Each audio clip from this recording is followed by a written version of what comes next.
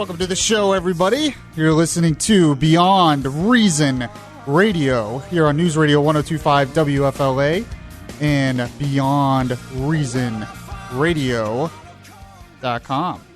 And, of course, I am joined by, hopefully everything works this week. Having a little technical difficulties last week. Hopefully everything is on the up and up this week. Hopefully we're actually on iHeartRadio this week. And, of course, I'm joined by executive producer, Mr. Michael Formasano. How's it going, man? We've already hit a couple road bumps, but, just little bumps. We're doing okay, though. All right. Yeah, it happens. All right. So, you know what's beyond reason? Since the show is called Beyond Reason, with me, your host, Michael Yaffee, the voice of reason in a world that is beyond reason. Do you know what's beyond reason, Mr. Michael? Talk to me. That debate. How long was that debate? Very long. I started to nod out toward the end. Me too. My dad did too. He was watching it with me. I turned to my left, and there he is, just going in and out. By the way, hi, Dad. Yeah, he's a big fan of the show. Yeah, it was like 12 hours long. It seemed like, and I didn't know that until the last minute because we were at Doc's Streetside Grill. By the way, this hour is brought to you by Doc's Streetside Grill. Greatest place in Orlando to get some great food on West Orange Avenue. Go to DocStreetsideGrill.com for more information. We were there at Doc's Streetside Grill over the weekend. Or not over the weekend, during the debate. And it's like 10 o'clock. And I'm expecting the debate to end. I'm thinking, okay, it's 10 o'clock. The debate's going to end. And it keeps going. And I'm like, wait, what's happening here? I have to go home and go to bed. And it keeps going. And then I look up on Google and it says, CNN decided to extend the debate. It was supposed to be 8 to 10. And the last minute before the debate, they decided to extend it from 8 to 11. So, yeah. So I didn't get much sleep that night.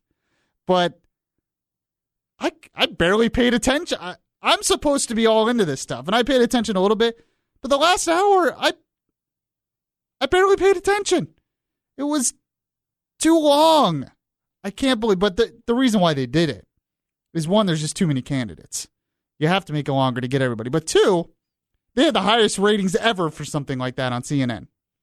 The highest ratings ever. So they're just trying to capitalize money-wise, which I guess is pretty smart on their part.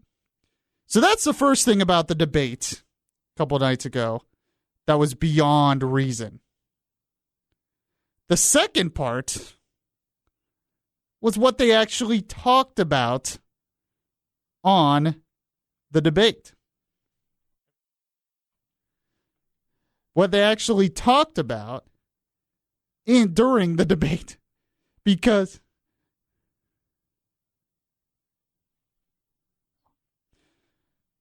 during the debate, here's my thing. I'm a part of the millennial generation, as you all know. A lot of you listening are a part of the millennial generation. What did they talk about during that debate that really addressed you? As someone in the millennial generation, as someone trying to make a career for themselves, as someone trying to start a family, start a life, maybe buy a house. What are they doing? What did they talk about that affects you? I'm sitting there during the debate, and in the middle of the debate, I actually tweeted this out. And by the way, you can follow me on Twitter at BeyondReasonR. BeyondReasonR, at BeyondReasonR. You can follow me on Twitter there. What did they talk about that really addressed you? Silence. Because they didn't talk about these things. I tweeted out, we're halfway through the debate, and I'm not hearing anything about the economy. I'm not hearing anything about the national debt. I'm not hearing those important things that people in my generation really care about. The economy, especially for my generation, is not thriving. I know there's a lot of people out there trying to tell you it is, trying to tell you it's coming back. And maybe it's coming back for some. But unemployment is still very high for people in my generation. It is. They barely touched Obamacare. They barely touched healthcare problems. I think they did some in the last hour, though, when I kind of nodded off because the debate was like 15 hours long. But they barely touched that. So I'm supposed to sit there, support the Republican Party, support these candidates, support Donald Trump because, he cares about the American people, apparently. And I'm thinking, they're not talking to me. They're not talking to me. If you want to win, especially in the future, you're going to have to talk to me. They're going to have to talk to you. They're going to have to talk to the millennial generation because that's what's important. Otherwise, we're going to tune out. We keep saying young people need to be more involved. Young people need to be more involved. We need to reach the youth. I agree with that. I'm involved, but a lot of people in my generation aren't involved, but they want to be involved. But you're not reaching us. And part of that isn't the problem of the candidates. It's the problem of the moderators. The moderators were what were they doing? What were they doing? The questions. I tweeted this out during the first debate too. During the first debate, I'm sitting there. And you know who dominated the first debate? This is the second tier debate with all the lesser candidates. Do you know who really dominated that debate, at least the first part of that debate? Donald Trump. Wait, you're like, wait, Yaffee? Wait. Trump wasn't in the first debate. How could he dominate the first debate? Because all the questions were about him. You're sitting there, you have 4 candidates who can talk about real issues, and eventually they were able to. But the first, 20 minutes, it was all about Donald Trump. Why? Because the questions were about him. Hey, what do you think of front-runner Donald Trump? What do you think Donald Trump? Donald Trump this, Donald Trump that. I'm thinking Donald Trump's not even in this debate, and he's still dominating it. Why? Well, ratings, obviously. They want to make all this attention, and they want to pit the Republican Party again. They want to pit them against each other. Okay, fine.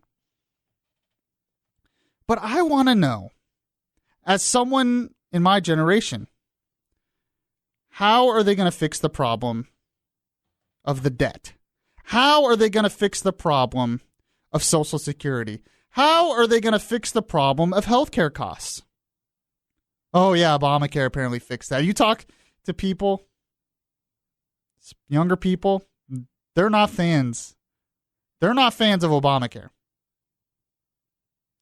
They're not fans of Obamacare. And they're not going to be fans of Obamacare. So here we are. First debate. Who won? Oh, we have Carly won. Some people think Ted Cruz won. Some people think, Donald Trump was still good. And I'm thinking they haven't addressed what I want to hear. They haven't done it. We have another guy here, Michael Formisano, who's also a part of the millennial generation. That I am. What was your take on that debate? The debate was nothing more than a sideshow, in my opinion. It was a lot of yelling, a lot of yelling, okay. A lot of who can make who look worse. And I really don't want to be one of these guys that complains about the moderators. That seems to be a thing all Republicans do now, is they complain about the media, complain about the moderators, complain about the questions. Because it's so easy to point a finger. Yeah. But I'm really upset this time. Because I'm literally sitting there, and they're not addressing these things. How are we going to pay down $18 trillion in debt? Who's going to have to pay for that, Mike? We are. Exactly. You and I are. We're already starting to pay for these things. Exactly. And the thing about it is, there was so much talk about what he said, she said. There's so much he said, she said, when we need to get away from he said, she said. Okay, he said that. You want to address a little bit? Fine. But talk about what you're going to do moving forward. That's the whole point of these debates. Exactly. And, I was reading something. It's very interesting. I was reading something recently about our generation and how we address these things. And we see through all that. We see through all the he said, she said. We see through all the sound bites. It's not going to work for us because we're facing real problems. Absolutely. We can't find full-time jobs because of Obamacare. We don't think we're going to ever see Social Security. The healthcare What's that? Yeah, exactly. The healthcare that we do get is too expensive. Our wages are very depleted. And we're looking for real solutions to these problems. How are we going to fix these solutions? I don't know. And I'm going to get into, in the next segment, I'm going to get into more stats about where we are, where the economy is. It's amazing. And what does what do the media care about today? Well, this is, with all these problems that we have with the debate, with all these problems we had a debate coming up and all this other stuff going on. This is what they care about. This is what everybody in social media and everything really cares about. This is the issue. This is how we'll get them. Tell me how this is going to affect the millennial generation. They care about what happened with Trump this week at a town hall. Listen. We have a problem in this country. It's called Muslims. We know our current president is one. Right. You know he's not even an American. We need this Birth question. certificate, This man. question. But anyway, we have training camps growing where they want to kill us. Mm-hmm. That's my question. When can we get rid of it? We're going to be looking at a lot of different things. And, a lot of people are saying that, and a lot of people are saying that bad things are happening out there. We're going to be looking at that and plenty of other things. Okay, so everybody is mad because Trump didn't correct them. Wait, Trump didn't correct them. Obama's not a Muslim. Oh, there's no training camps. Oh, my gosh, this is what we care about? That somebody in a town hall asked a question that a lot of people disagree with and Trump didn't correct him? Mike. Yes. Do you really care about that? Be honest. Not at all.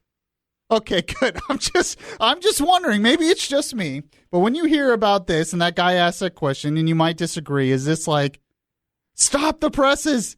We have to talk about this for 3 hours. No, that wasn't the main issue. None of that has been the main issue. Exactly. Oh, it's just, this is what we've become. This is what we've become. We don't discuss real issues anymore. We don't think about real solutions anymore. No, it's more exciting to see what Donald Trump is going to build a wall around. Yeah. We don't discuss how he's actually going to accomplish that. Nope.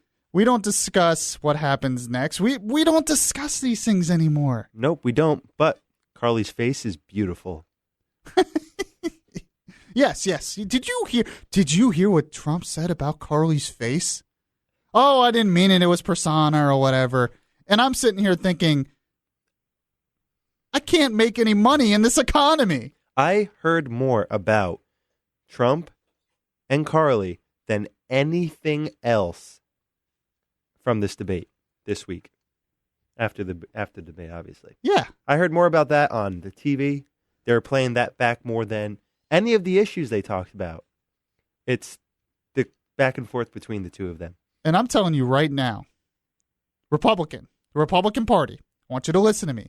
These candidates, I want you to listen to me. Listen to me very closely right now. If you want to reach people like me, if you want to reach people like executive producer Michael Formasano, if you want to reach people like us, those trying to start a family, those trying to make a house, those trying to start a career, those trying to get jobs, You're not going to do it the way you're doing it now. Don't fall for what they're doing. Address and talk straight to us. 407-674-1025. You are listening to Beyond Reason Radio, News Radio 1025, WFLA, and BeyondReasonRadio.com. If you miss any of the show, you can download the Beyond Reason podcast on iTunes. Now, back to Beyond Reason Radio. You are listening to the voice of reason, the voice of truth, the voice of the millennial generation, sifting through the news and sifting through everything in the news that is Beyond Reason. Make sure to follow the show on Twitter. Follow me on Twitter at Beyond Reason R. And you can also like us on Facebook. Just search Beyond Reason Radio. Also, the show is on iHeartRadio right now. And if you miss any of the show, you can check the podcast on iHeartRadio. Just search Beyond Reason Radio. And we were talking about what was really Beyond Reason this week, and that was the debate. In the debate, some parts were good, and the whole question is who won the debate, and the whole question is Carly versus Trump, and these people went after each other, and, oh, did you hear about that Trump dig at Rand Paul? And people like me and Mike, people in our generation, people in the millennial generation are wondering, hello, we can't find full-time work. Hello, we can't pay our health care costs. Hello, we can't afford to buy a house. Hello, we're never going to see Social Security. And these things weren't discussed, and a lot of that's a part of the moderators, but, I mean, I don't really hear the candidates discuss it that much. I mean, Trump, he doesn't really address our generation. He just says, oh, well, I'm going to make good deals, and I'm going to punish China and Mexico for taking our jobs. Okay. What are you going to do to help the economy grow, help our generation, help small businesses? Are you going to cut taxes? He says, oh, I might cut the corporate income tax, but he still believes in a progressive tax rate. In fact, the only one who really addressed anything was Ben Carson. And I wish I had the audio of this. I meant to get it, but I don't. But what happened, and a lot of people remember this.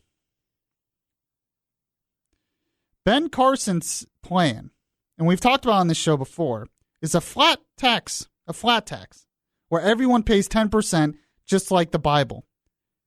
He got into with Trump because Trump said, oh, that's a bad idea. The rich have to pay more because it's not fair. The usual, I mean, it's almost straight out of a Democrat's mouth, really. But he says, oh, it's not fair. It's the usual.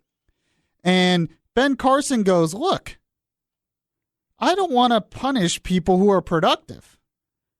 And what he should have said is, so Trump, you think God's way is not right? You think you know better than God?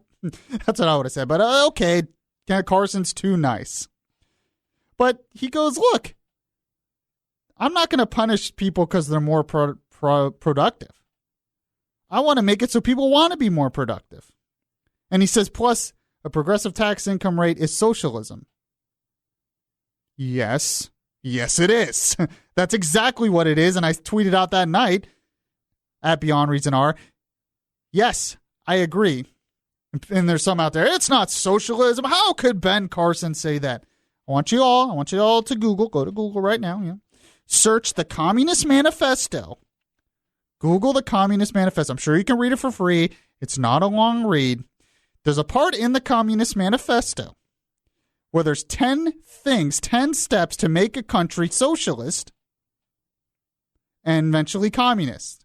10 steps a country can take to do that. So go to the Communist Manifesto and do that. It's right there. A progressive tax rate where the rich are paying more. It's right there in the Communist Manifesto. It is socialism. Sorry, Trump, I disagree with you. A flat tax would be exactly what this economy needs. But nobody's addressing it. And this is another thing. This wasn't talked about in the debate as well. The results of Obama's recovery since 2009. Look at some of these statistics.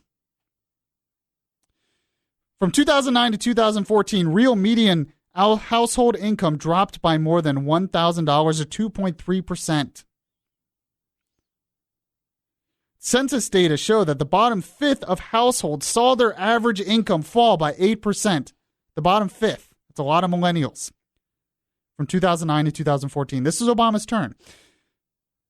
The share of households with incomes below $25,000 climbed from 22.4% to 23.6% over those years. Among blacks, it went up from 35.5% to 36.8%. That's another thing. How are you going to reach African Americans, Republican Party? The only one who's another...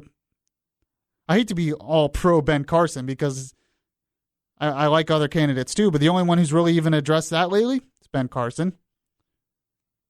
Rand Paul does, but he thinks the only way to address the African American vote is by making it easier to not go to jail or something, to get more blacks out of jail, which I guess it's okay, but I think that's kind of insulting that criminal justice reform is the only way to reach the black vote.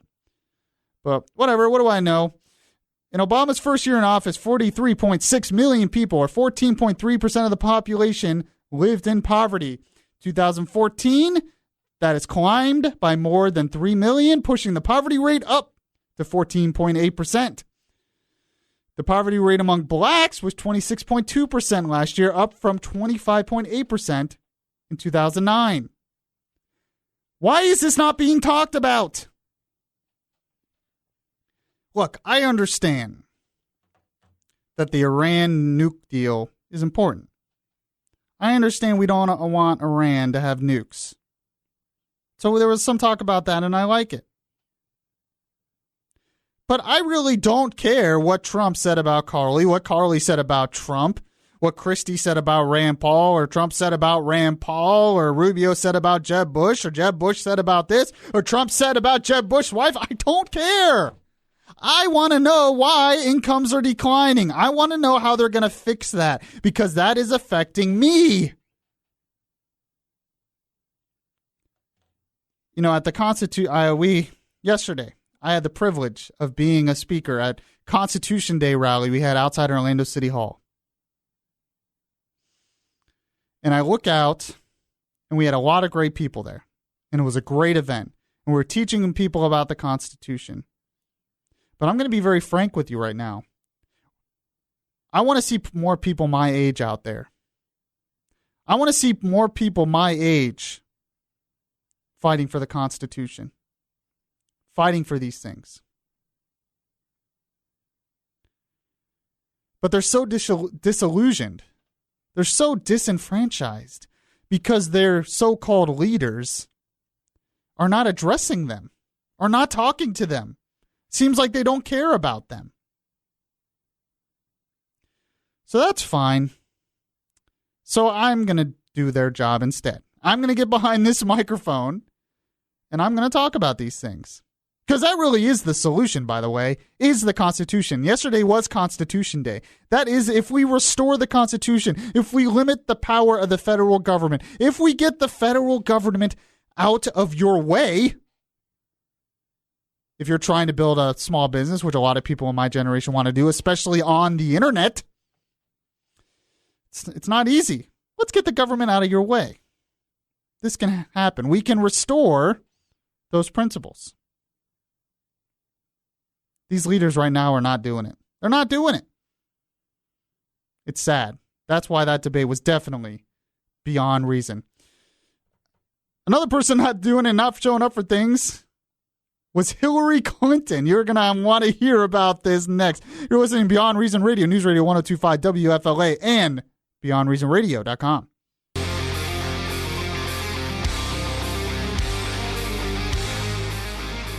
Download the iHeartRadio app and catch the Beyond Reason Radio podcast.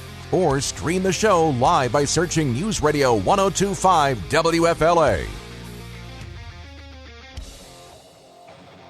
Welcome back. You're listening to me, Michael Yaffee, on Beyond Reason Radio, the voice of reason in a world that is beyond reason. Like the debate, which we were talking about a lot, the debate was basically beyond reason because, like I said, they didn't address the real issues. And a lot of it wasn't the candidate's fault, but they're falling for the trap.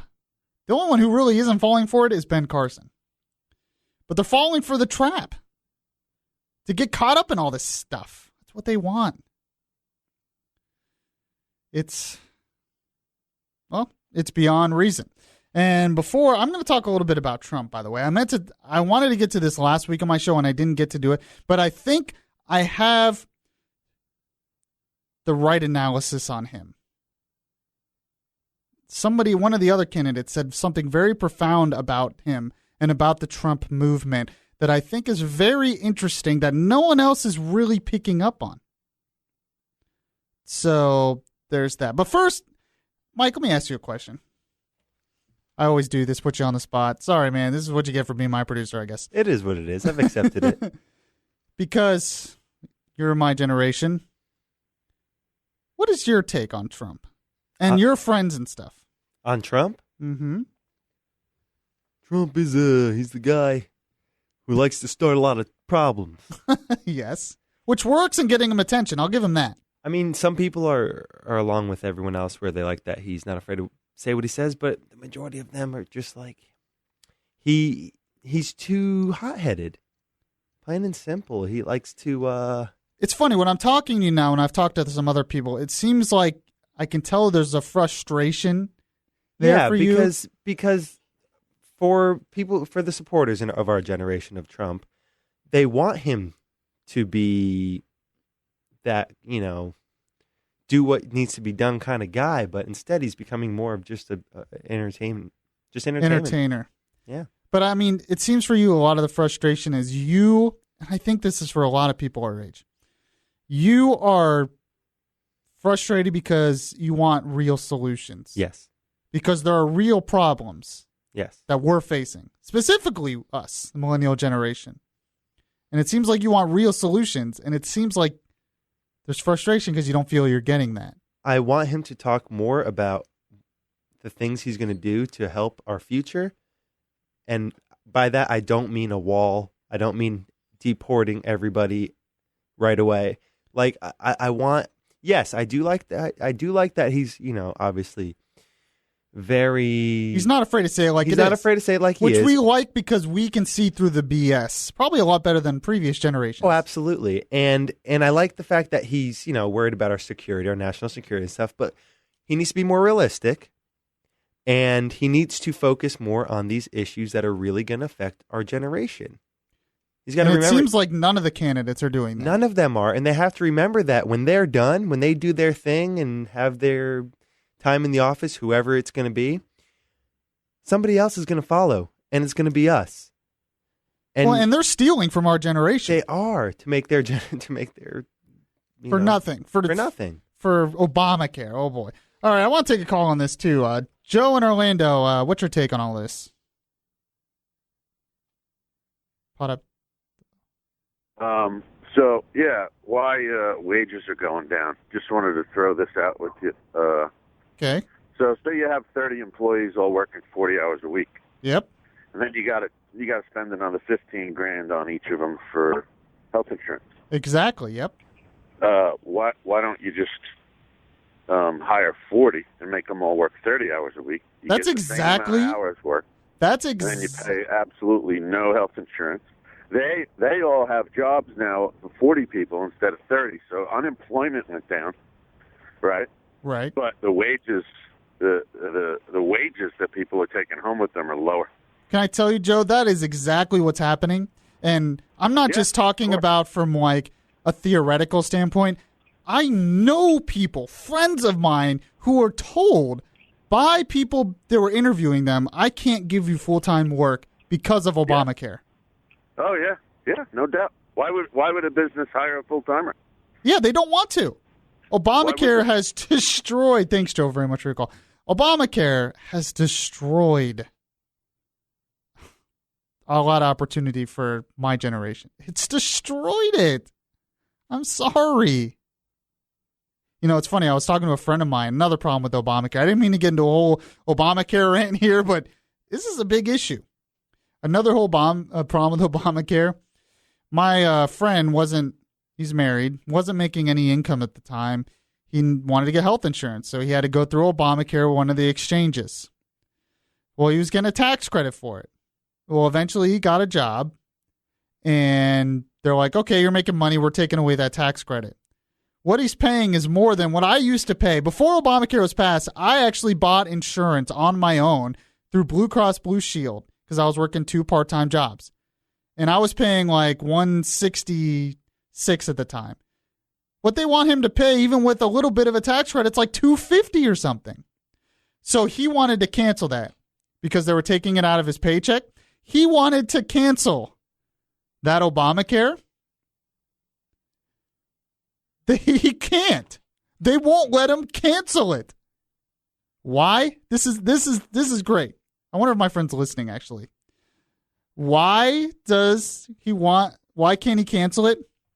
Well, he was getting insurance in exchange through Humana.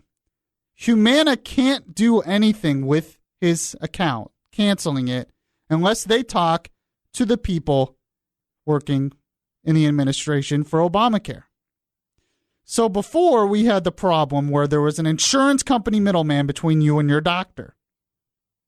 Now, because of Obamacare, not only is there an insurance company middleman, but if you're on Obamacare, to get anything done with your plan, not only do you have to talk to that insurance company, but you have to talk to Obamacare. So what they did is they created a second middleman. So anything you want to get done with your account, you have to go through the insurance company and you have to go through the federal government to get anything done. 2 middlemen who don't talk to each other, who are and I've heard the people in the insurance company hate the people in the government because they don't understand how any of this works.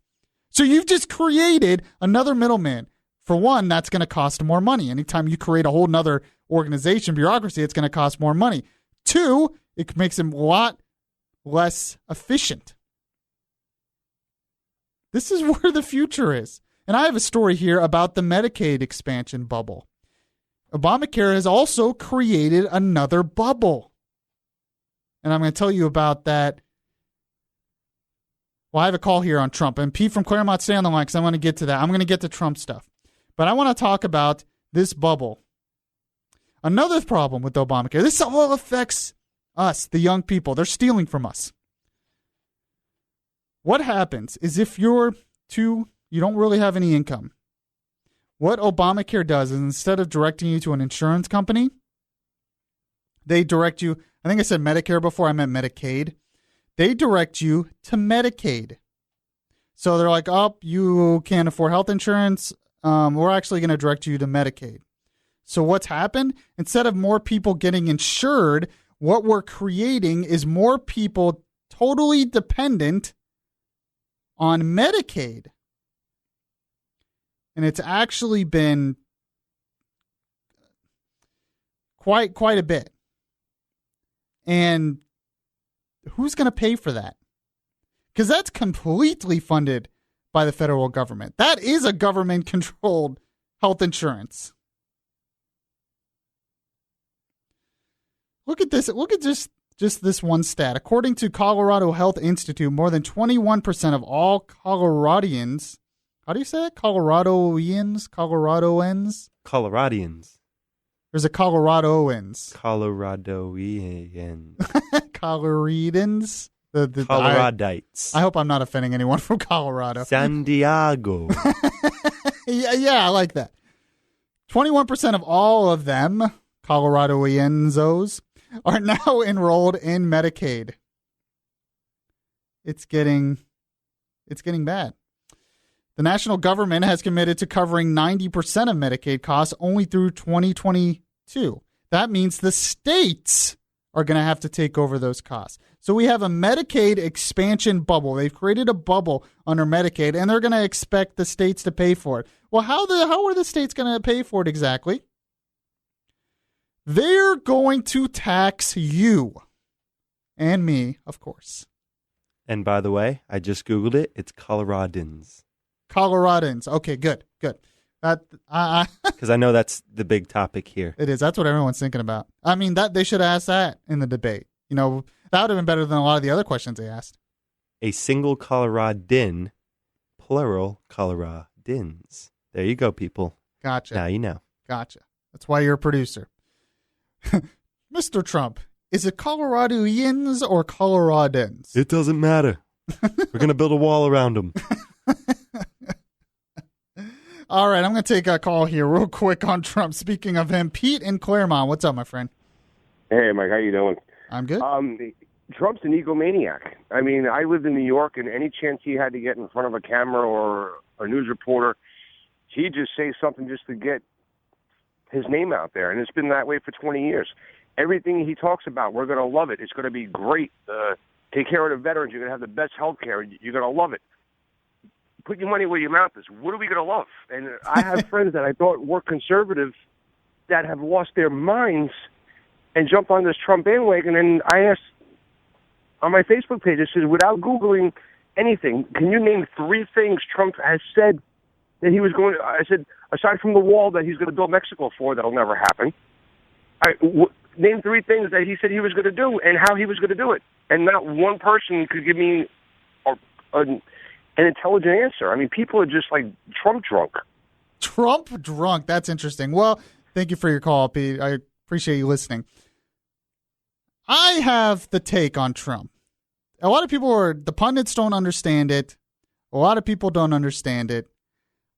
I will tell you in the next segment why it is that he's so popular and his popularity will grow, or at least sustain, despite everything we're saying.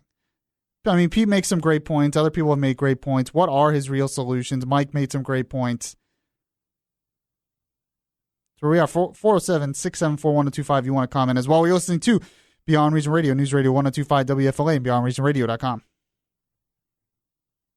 If you like Beyond Reason Radio, well, make sure to show it by liking the Facebook page at facebook.com/Beyond Reason Radio.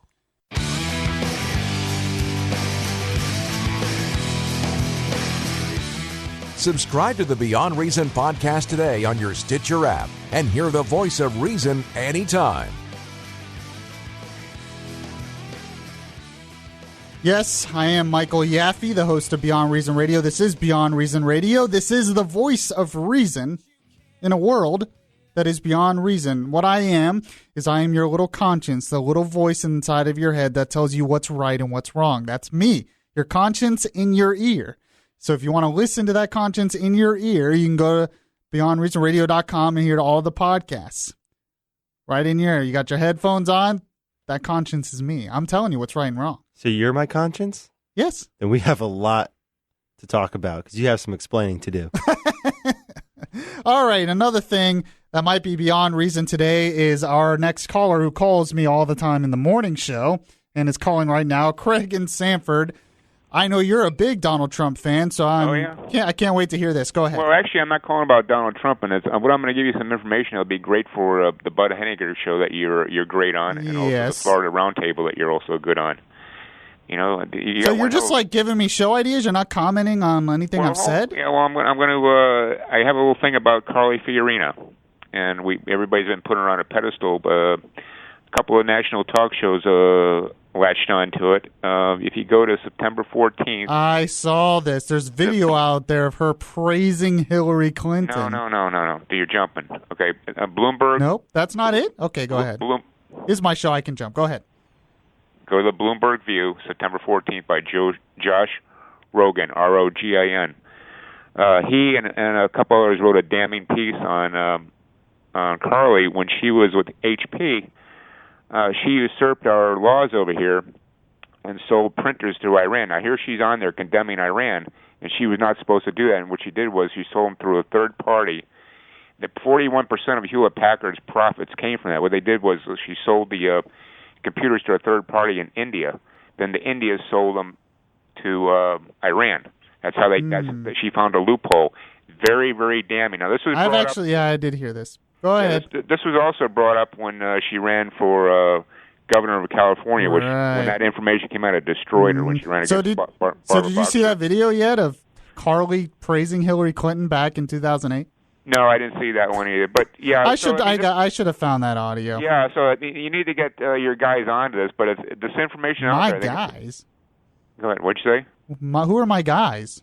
Well, I mean, Bug Henniger and the guy. Yeah, we have our own opinions. We have our own opinions now. Yeah, but since I have you on the phone, this woman is not exactly Lily White. Is not who. I she never says said she I is. was going to vote for her. And she's a hypocrite. She's sitting there lashing out at Iran, and here she was supporting Iran by selling them stuff when she wasn't supposed to sell them. It's turning into the correct show. I am a Trump man. I think Yes, that he's going to be the savior of this darn Uh-huh. country. And do you think Trump has never done anything like that Carly Fiorina has done in business deals?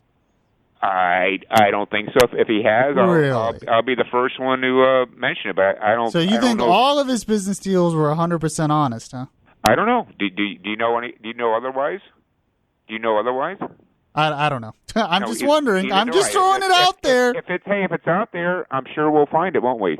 Yeah, probably will. All right. So I can't condemn a man until I find the information. This information's out there and it's factual, so we can talk about it. We can't just sit there and put it up on a pedestal. All right, well, this isn't Bud Show. This is Beyond Reason Radio, by the way, and I haven't put her on a pedestal today. By the way, speaking of Mr. Trump, and it's actually not me, it was somebody else. I've hit the nail on the head on why people love Trump. Why do people love Trump so much?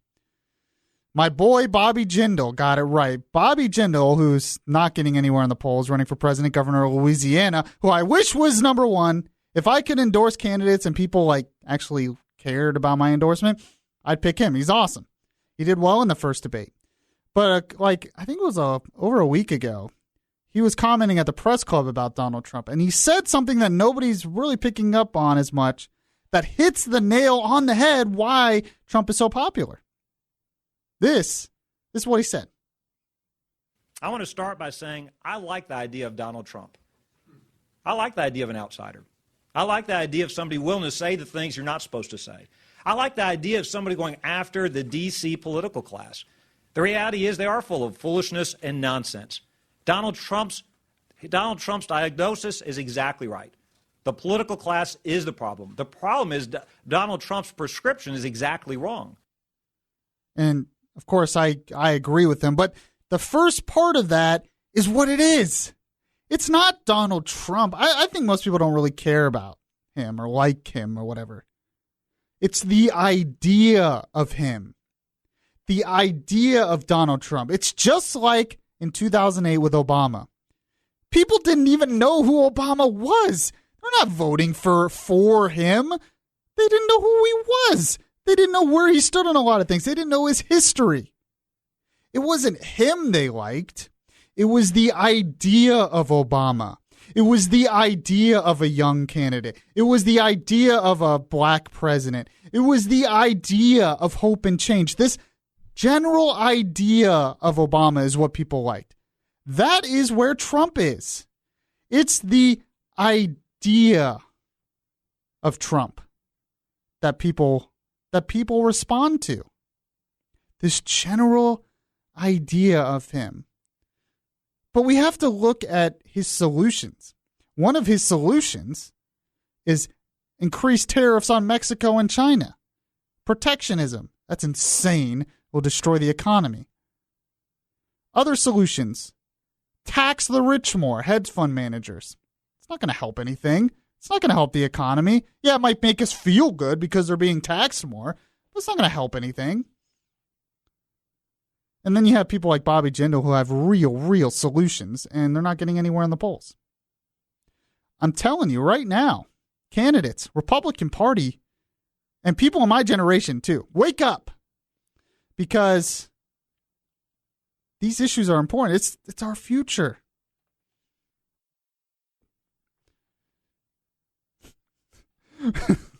Sorry, I'm laughing because my mom sent me a text, and I'm telling you all the listeners that I'm the voice, your conscience in your ear. When you're listening to the show, it's like your conscience in your ear speaking to you, telling you what's right and wrong. My mom's like, "Are you sure I'm not the conscience in your ear?" There might be a lot of truth to that, Mom. Glad you're listening, by the way, Mom. Hi, Mom. not afraid to say hi to my mom in the air. All right. I said it earlier. Yeah, you said you're hi said to hi, your dad. Dad. Yeah, exactly. Thank you all I hope you enjoyed the show. Kind of crazy today. You listen to Beyond Reason Radio, News Radio 1025, BeyondReasonRadio.com. Go to my website. Check it out. Tell your friends. Knowing so well that nothing comes from indifference. I look inside